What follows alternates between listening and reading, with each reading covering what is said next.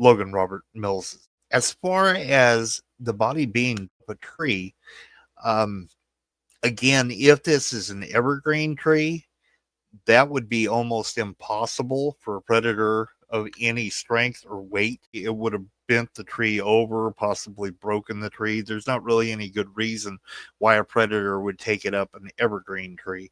If it was more of a deciduous tree, like an oak uh, or something like that, that has bigger, stronger limbs, well, then you've got where you think of like a leopard or a jaguar or something up into a tree so that it's not bothered while it's up there eating.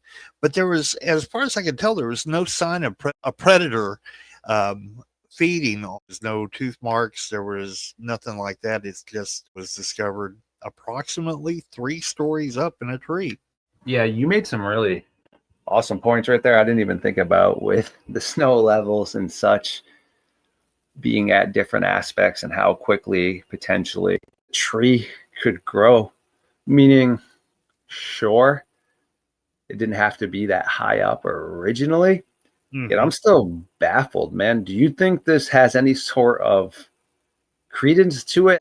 Were his bones really just neatly arranged like that? Or is this some sort of liberty somebody has taken while documenting this to maybe add another layer of nightmare fuel to something that's already disturbing? Or what did that, man? What is organizing somebody's bones? Like I said, that has to be either human or a cryptid, correct? Right. Yeah. So there's definitely something going on. Of course, like you said, we've got to look at the story. We're looking at the legitimacy of the story. There was actually a photograph that was supposedly taken up in the tree. So, you always have to ask the question nowadays, was that AI? Was that real? Was it staged? What is the deal? So you have to look at what was the clothing that he was wearing. Is that actually going to help hold the together? Uh, because certain parts of the fall apart where the joints are, especially at 9 years.